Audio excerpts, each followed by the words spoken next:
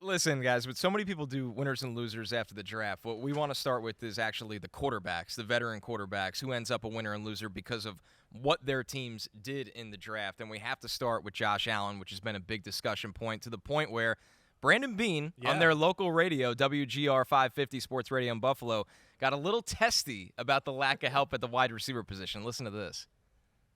I was just listening to the last few minutes of your show before I came on, waiting on here. All right. Sounds like 2018 all over with you guys. Well, you guys were bitching in 2018 about Josh Allen. You guys wanted Josh Rosen, and now you guys are bitching that we don't have a receiver. I don't get it. Like, we just hold on, let me talk. We just scored 30 points in a row for 8 straight games. You just saw us lead the league in points. You just saw us do it without Stephon Diggs, same group. How is this group not better than last year's group? Our job is to score points and win games.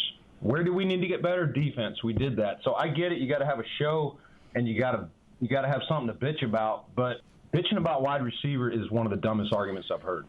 I get it. I'm just like, let's be realistic. Our job is not to have. It's not fantasy football, like to trot out the best receivers.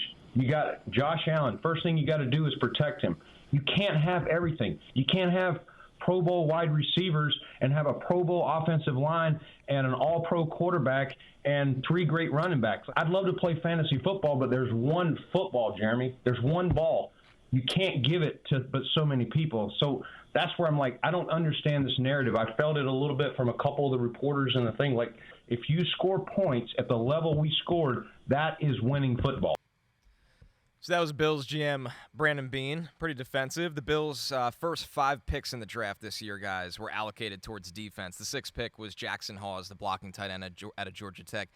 If you were a player on that roster, do you like hearing this? Because it's kind of saying, like, we like our room, right? And they just signed Josh Palmer as well, which is right. a damn good wide receiver. Yeah. So usually when people get sensitive like this, you're like, but I actually kind of agree with everything he said there. I hear it. Go ahead. You got it. I agree 100%. And we talk about this all the time of once you pay these quarterbacks and you feel like you have a guy, and I thought Josh Allen did that this year. Stephon Diggs leaves. Everyone's talking about who they're going to bring in, what's going to happen. Right. And they bring in Cooper. And, I mean, started off, had some big catches, but at the end of the season, non-existent. Yeah, right. I think they realized it was like, hey, put guys out there, Josh Allen will make them better. Just like we talked about with Tom Brady and those type of quarterbacks of get guys that can play their role. He'll figure out where they need to go, and he'll go play winning football. But if you score 30 points a game and you give up 35 to 40 points a game, you're going to continue to lose or not win the game against the teams you need to beat. Right. So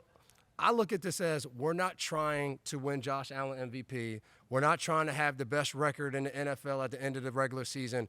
We're trying to win the one game we keep losing. That's right. And we need to invest in our defense to win that game. Exactly. They got to do it our team. He can cover the few holes on the offensive side of the ball, even though there's not a lot of holes anyways, to his point. Right. And I'm usually with you, Connor, in the fact, and I think we all are a little bit, like I don't like to hear GMs or coaches complain a lot, but this one was justified. Yeah. And I think he had like the right touch. It wasn't personal. It was a little bit like. It's kind of funny. It was kind of funny. Josh Rosen is like, whoa. Yeah, exactly. Wherever he is. It was very real and upfront, and of course he's got a victory lap he can do for the rest of his life. Right. I took Josh Allen over Josh Rosen, okay? So because of that, he's also, they're under pressure there in Buffalo. Mm-hmm. They got to win.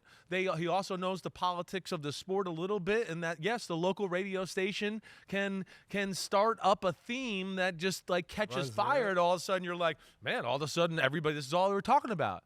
But I think like you hit on it the right way.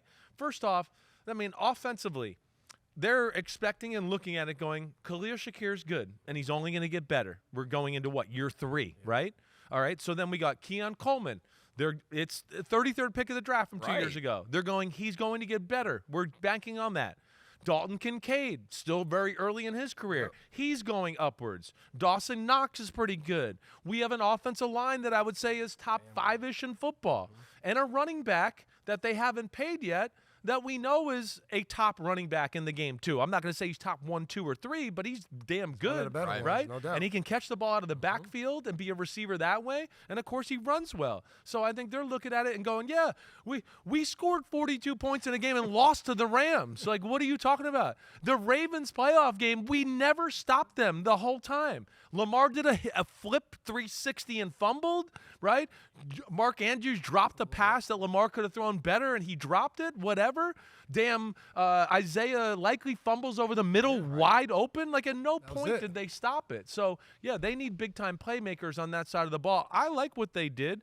And, like, I think you and I have been in agreement for a while. They've been covering holes there with good coaching instead of, like, really good players. So I have no problem with the approach. They have versatility on offense. That's what I like. Like, everyone wants to have this star guy. But then you get in games and you get in the playoffs, you double team. You do different things that take them away. But, like, even a guy like Curtis Samuel, they have, like, he comes up in different situations where he's in the backfield. Like, as a defense, when you come into that game against Buffalo, you're saying, okay, we have to be ready for Cook. We got to be ready for Shakir in the slot. Oh, yeah, what is Palmer going to be at? Where's Sammy going to be at? Yeah, right. Hey, is Ray Davis going to play a little bit today? Like, they have so many different weapons. And, oh, yeah, before you forget, Josh Allen in the playoffs, he's also going to run the ball 10 or 12 times. Like, right. It's just so many things to worry about. Defensively, like you just said, Kansas City game, they had 2 chances on 3rd down to get a stop, get the ball back, and win the game. And the only thing we talked about was, should they have gone for it on 4th down on offense?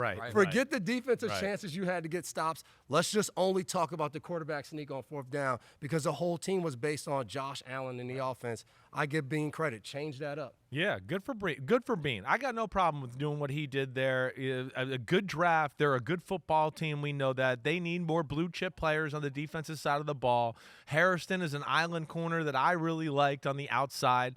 And you got Joey Bosa in free agency, and then they invested in some big people in the middle of their D too. So they're going to be a better football team. But yeah, offensively was not one of the areas where I was going, oh, they need a lot of help here. So good for him, and we know the Bills are going to be one of those teams. Yo, homies, what's up? Thanks for watching Chris Simms Unbuttoned. And just because the weather's warm doesn't mean football ain't still on our brains right here. We are still working, so smash that subscribe button. We got all the training camp news, preseason news, everything up until kickoff night. Thanks for watching. And again, remember to hit that subscribe button. Peace out, homies.